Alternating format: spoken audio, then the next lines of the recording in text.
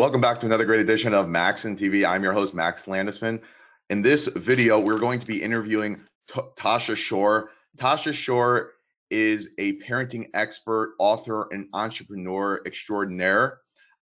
She has been doing this for over 15 years, and we're going to be discussing a lot about how she ran her company, how she started, a lot of things that we're going to be talking about. And obviously, it's going to be about how to deal with children.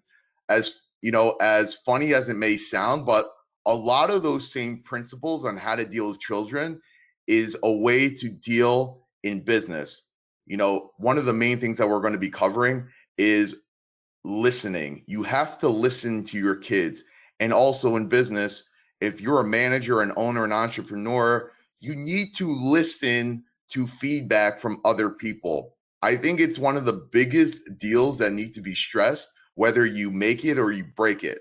You need to listen to feedback. You need to listen to your employees. Those I feel that pay attention and listen do much better than those who don't. And we're going to be discussing all of that, as well as her book. She co-authored a book with Patty Wipfler. The book is called Listen, 5 Simple Tools to Meet Your Everyday Parenting Challenges. We're going to be discussing how she was able to launch that book and be successful at it. You know, a lot of people say they're an author, but they sell like 4 books.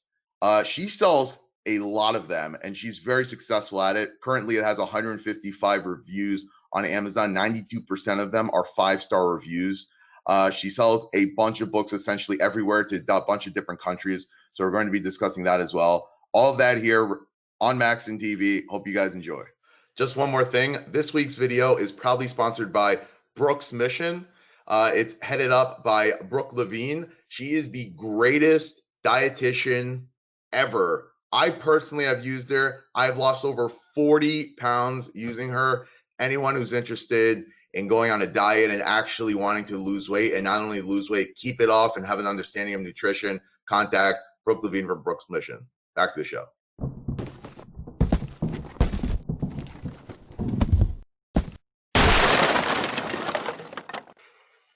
All right, welcome guys back to another edition of Maxon TV. I have here the esteemed Tosha Schore with me, the expert and parenting coach.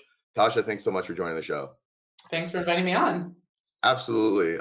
This is going to be a very interesting chat, as I'm a twin brother and I have so many questions to just ask you. But before we get into all the parenting stuff, maybe you can give us a little bit of a background as to where you're from, how you got into parenting coaching, so on and so forth. Yeah, so where am I from? Well, I am from California in the United States, but I split my time between there and northern Israel. And not evenly, just kind of sporadically, as I feel like it. And I got into this work, I think in a way that a lot of people get into it, I kind of bottomed out. So I've got 3 boys, and things got hard, and I looked for support. I found support. That mentor turned in over years to a co-author of the book that we wrote together, and ended up building my own business because I was so inspired by what I was able to do to turn around life for us that I wanted to help other people do the same thing. And, you know, people ask me why boys, and that question, I'll just preempt the question, is, I mean, I guess the easiest way is to just tell a short story, which is one morning I was just sitting at my table having, you know, tea, reading the paper. My boys had gone off to school. It was just 5 minutes to myself before I started work. And I was reading the headlines, and it was like, you know, rape, murder, terrorist attacks, like all the great things. Right. And all at the hands of men. And I sat there and I just thought to myself, like, I've got these 3 sweet boys, and what's going to become of them? Like, what's going to become of them? And I realized that I had a real duty to connect the dots for parents of young boys, and let them know that we have a real opportunity to change history, to raise a whole new generation of emotionally intelligent men who can make good decisions, who can lead peacefully. And that starts at home. It starts in our families. So I just made it my mission to create a more peaceful world, one sweet boy at a time, and that's the mission of my business, and that's what I do. Right. I actually didn't know that you had 3 boys, which is very interesting. because I grew up in a household of only boys, and we were three boys. Awesome. So it was me. I'm technically the middle child. It was me, my twin brother, and I had an older brother who's roughly 4 years older. Are your sons roughly, like, how many years apart are they generally? 2.5 and 2. So I've got a 13-year-old, like an almost 14-year-old, a 16-year-old, and an 18-year-old. Okay, wow, yeah, that could be full. Just to give a little bit of a background, me and my twin brother were kicked out of school when we were in pre-K. Oh We yeah, were trouble. We were yeah, trouble. your parents would have been exactly my clients. And Exactly. now So you're my proof, right? That like uh, even kids who get kicked out of preschool can have successful lives. there we go. Really, really funny story. Just growing up, obviously I heard this through my dad because I was a little kid. I don't remember much, but I remember that my brother used to kind of get us to do kind of pretty much anything. So he essentially told us that, yeah, guys, just run around naked in the house or whatever, while my parents and grandmother were trying to eat dinner or something. I think it was like a Friday night. And then, my parents wanted us to get into our pajamas and go to sleep. And so we obviously weren't listening. We were still running around making noise. And my mom is reading like How to Raise Kids for Dummies or whatever it is, and she's trying to like figure it out. And my dad is like to my mom, like, Pearl, do you want me to take care of this? I'll take care of this in 3 seconds. She's like, no, let's try to do it this way, whatever it is. And then we just kept going. And my dad's like, I had enough. Um, he went in the back. He found us. He's like, guys, I asked you very nicely to go put on your pajamas. Will you do that? We obviously didn't listen. He took me, I believe, and he gave me the potch of a lifetime. I think I still have a mark. Oh, I guarantee you, he really solidified the power in the household, I guess. You for sure have oh, a lot to say on that. But yeah. let's just say we put our pajamas on real quick. Yeah, well, that's not the way that I teach parents. I mean, I know that your dad absolutely did the best that he could, and he was, he loves you and loved you. And I can also assure you that none of us ever want to inflict pain upon our children if we can find another way to do it. We do it when we don't know what else to do. We just feel like we're out of tools. So that's exactly what I do, is that I teach parents how we can use actually peaceful parenting methods to discipline. So in that specific case, what would you recommend to do? Yeah, so I'm not a quick fixer, let's just say that. So there's a Okay. whole like house that we build from foundation up, right? So it's not just like we like pop in and, oh, this is what we're going to do now. But what I would do in that situation, there are lots of different things. One thing would be to be playful around it.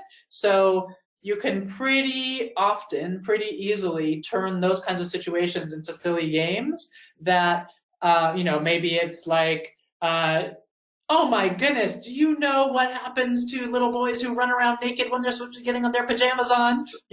They get their elbows licked, or whatever. And you just pull out something goofy out of your hat, and the kids' eyes light up, generally speaking. And what you're doing is you're rebuilding a connection that's been broken, right? When there's not a connection there, there's not an ability for that child to cooperate.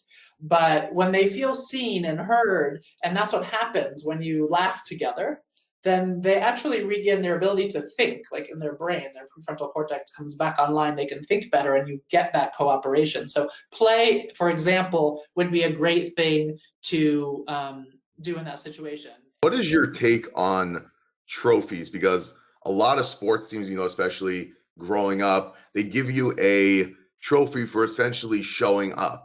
And a Oh, lot of people believe that essentially it creates like this sense that as long as you just put in an effort or whatever, that we're all winners. And but it shows a lack of, people give up really quickly later on because they didn't really deserve it. yeah. This was made famous by one. It was a famous football player. His name eludes me right now, but he actually made his son go back to the coach and return his trophy because he says he didn't earn it. What are your thoughts on that? Interesting. I haven't really thought that much about trophies, but in thinking about it right now, what I would say is I think when kids are younger, I have three very athletic boys, so I've been around a lot of sports all the way through. And I think parents can get uber competitive. So I actually think that when the kids are at a young age, that it's totally fine to give everybody, you know, participation trophies. Like, what I think we have to think about what it is that we're going for, right? Like, what do we, why do we have our kids in sports? What are the things that they're learning? And maybe if we were to think about it, like, it's not just like who wins the game and who loses the game, but I think most of us who put our kids in sports when they're young, we're wanting them to learn about teamwork. We're wanting them to learn, what does it mean to like show up for practice when it's raining and you don't want to because you've made a commitment to a team. You might lose the game, but like, that's a huge lesson, right? So there are a lot of things that you learn about. I was just talking to my kid, he's in college now playing baseball, and I just was saying to him, you know, you've learned so much from baseball over the years. I mean, there's so much about life that you've learned. So it's not just about winning or losing. So I don't think that's really a problem. I think the problem comes when parents try to protect their kids from losing. So yes, as they get older and sports start to become more competitive, which I think is totally fine. I don't think there's anything wrong with competition. I think that when we start getting competitive, parents often start to try to protect their kids from losing. And that's when I think we run into trouble. So I don't think it would be a good idea, for example, to have like, by the time you get to high school sports, that, yeah, everybody gets a trophy participating. I think it's totally reasonable that the winning team gets the trophy and the losing team doesn't. Because part of what is, you know, what we learn from the world of sports is how to be a good loser, because we all lose, right? You're a business owner, I'm a business owner, we all lose sometimes. Sometimes we lose. And what do I have to do? I have to pick myself up and get up the next day and go back to work, right? And try to win again. And so, you know, I don't think it's a problem that at a younger age, the kids are all getting trophies, because it's not really at that point about who wins the game. None of them are any good. Those games are, I mean, like, sorry, I got three athletic boys. Those games are just horrible.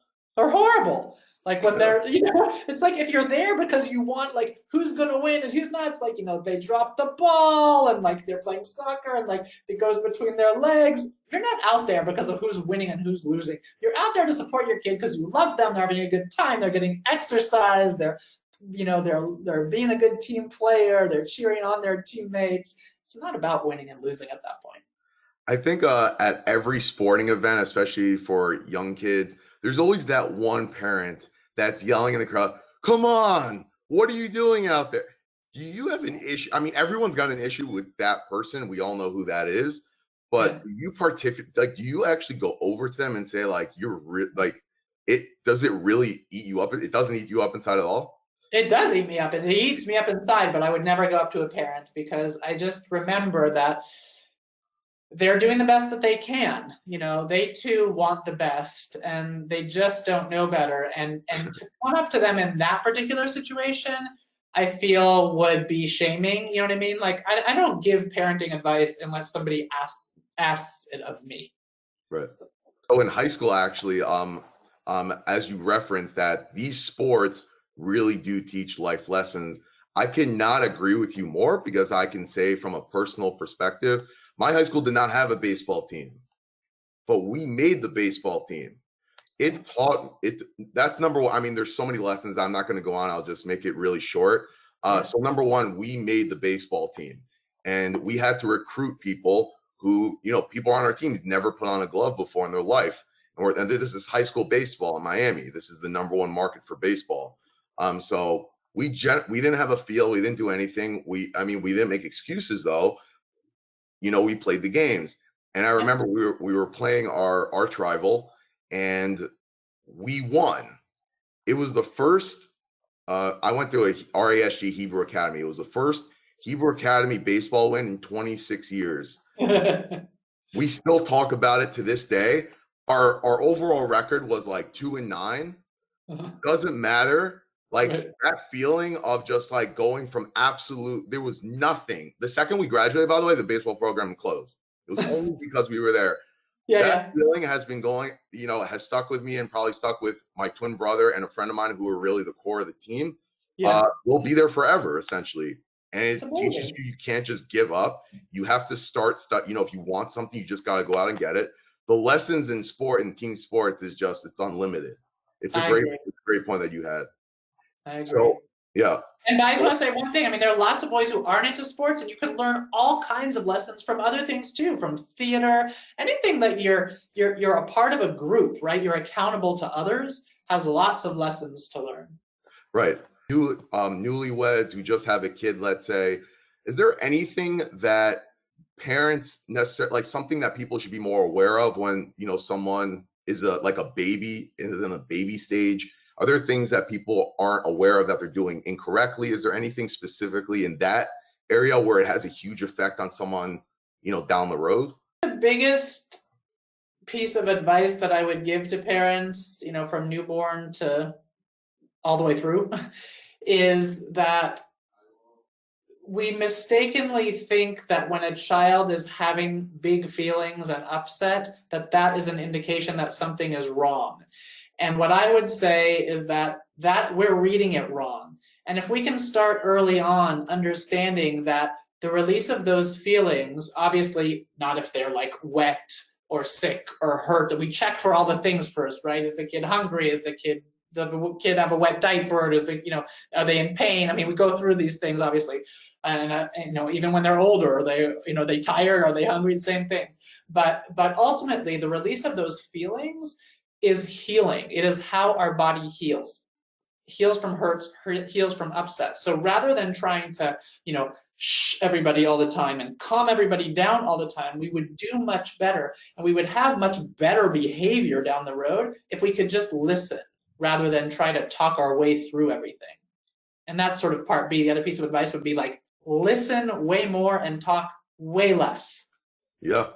And I think that also actually plays into business and management because a lot of managers just do not listen. They think they know what actually is going on because they have their little computer in their cubicle that they know what's going on, but they have no clue as to what the hell's going on. So primarily the lesson really is that have a relationship with your kid as opposed to just going to them when there's an issue. Right. Absolutely. Yeah, it's a relationship. I mean, I think like to look at children as human beings, and it doesn't mean that they run the household. We're still the adults. We still have the developed brain and all the experience and whatnot.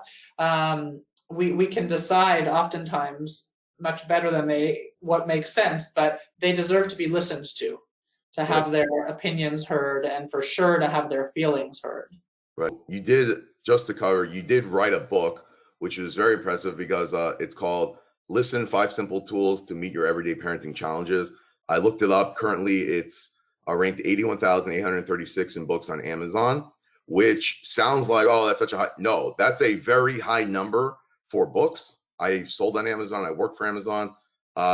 Based on my data, you sell roughly 244 books a month. Does that sound just on Amazon?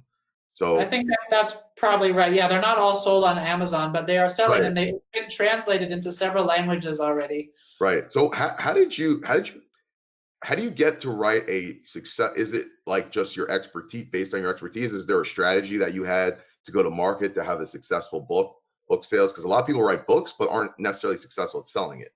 Right. So I'm kind of the outsider on this. So I wrote the book with Patty Whipfler, who is my mentor. And Patty Whipfler started an organization called Hand in Hand Parenting in Palo Alto, California.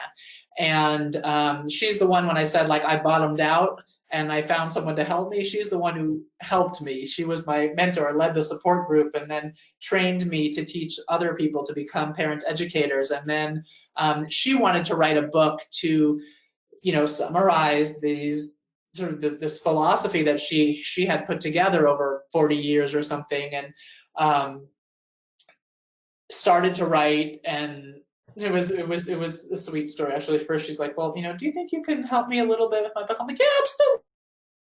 A few days later she's like, well, maybe we could talk maybe once a month or whatever. But anyway, I don't remember exactly what all the steps were, but by the end of about a week or two she's like, how would you like to write this book with me? I said, I would love that. So, it's her baby, in the sense of it's her philosophy that she, created and put together, and we collaborated on writing it, and it was really great. So that's how I got to be able to write it.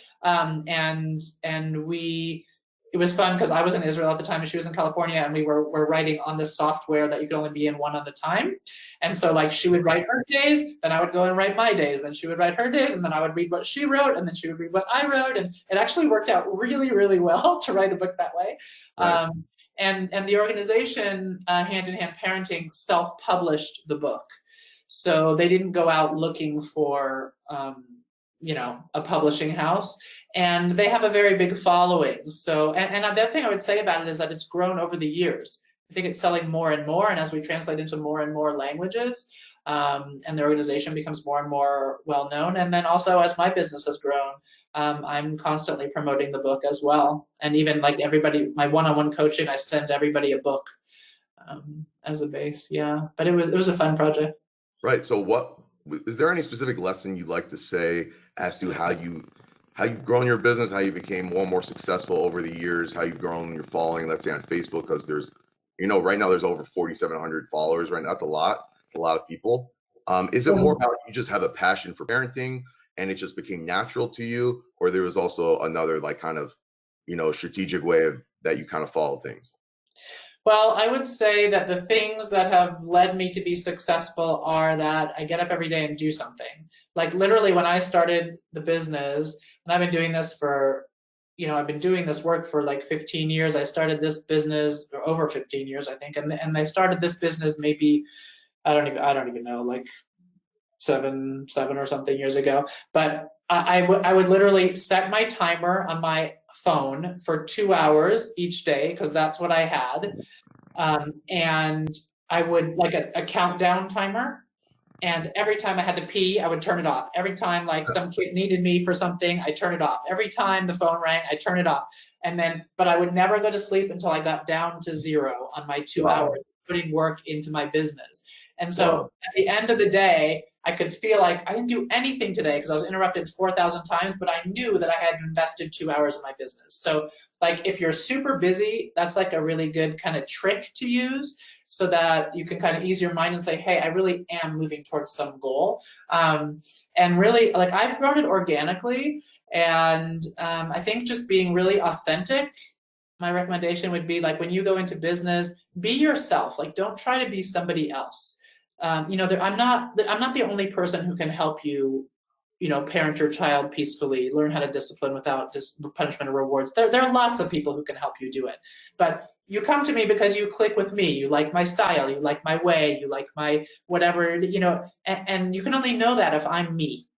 So I've gotten very good at saying, hey, we're not a match.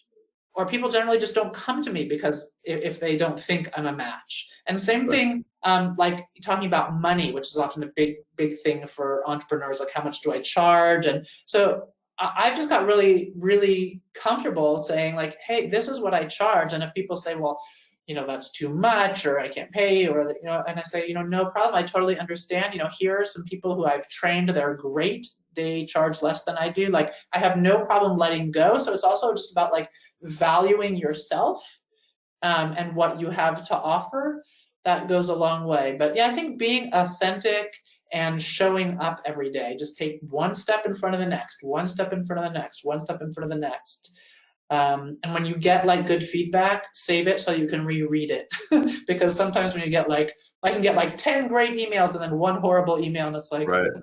And so you keep the good feedback so that you can be reminded that you have fans out there. That's unbelievable advice. I actually did a video on how to be like 50 times more productive. It's not necessarily my strategy. It's a strategy that's been used for 100 years. The Ivy Lee method. But your method, so the Ivy Lee method was, you write down the 6 most important things you need to do for that day, and you kind of keep a list in your pocket. You do one thing at a time. You take care of one thing, and until you finish that one thing, you don't do anything else. When you finish that one thing, you cross off, move on to the next thing. Before you know it, you've conquered 6 things in like 30 minutes, and then you can create a new list. I did not hear about your method, which I find fascinating, and I find it obviously it works. I might actually implement in my own life. That was Yeah. really, I'm glad that you brought that up because I think it's a huge deal, actually. Cool. I'm glad it could help somebody. I don't know that I hurt anyone, or I was just sort of like developed it out of sheer necessity because I had no time and I would get to the end of my day and feel like I hadn't done anything. So Right. it was just really frustrating. One thing that I think I've been really successful at is like I've built my business around my life. So in other words, there are things that I know about myself that just are the way I are. Like I don't like to have a boss, like you said. I don't like to Yeah. have someone tell me what to do. But also, like I like to travel, and I'm also, married to somebody from a different country, and I know that we're constantly back and forth. And like I needed something that I could move, that could move with me. So like Right. I was really intentional about building the kind of business that allowed me to live the life that I want to live. And that for me doesn't mean that I have to make millions of dollars, but flexibility is worth a ton for me. So to think like if you're starting a business, like to think about really what are your core values? What is important to me? Because I'll give up, $100,000 for flexibility. Right. No questions asked. Like Right.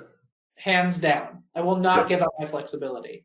Right. So to know that about you, because and also just to do things that you like. There's always things in the business that you're not going to like to do. And I haven't been like excellent at this. I've sort of kind of do most of my things, but I have gotten good. It's like, okay, I don't like the tech part. And so I've started hiring somebody to do that. And it's like made such difference to me. Right. Yeah. Delegate. Just delegate the things that you don't like to do so that you can really do the things that you love to do and that you're good at. You're 100% right as far as everyone's got different goals. Totally. I really like what you mentioned in the beginning where I asked you about the trophies. Is that a good thing? Maybe it could be a good thing. It could be a bad thing. Really depends. I never thought about what's the goal. Is the goal to teach the kid about teamwork, or is the goal that you're prepping him to be the #1 overall pick in the NFL draft? Right. And if he doesn't win every single game, then he's a complete failure. So in business, not everyone wants to be a billionaire. There are some people who do. That's right. Really depending on what you want to do, what your goal is, depends on what business you should do. I think it can't be overstated enough. Yep. I agree. Yeah. So Tasha, again, this was wonderful. I really appreciate you coming on. If anyone wants to purchase her book, I will leave a link below. But again, thank you so much for coming on. Thank you for having me. It's been really fun. Absolutely. Thanks again.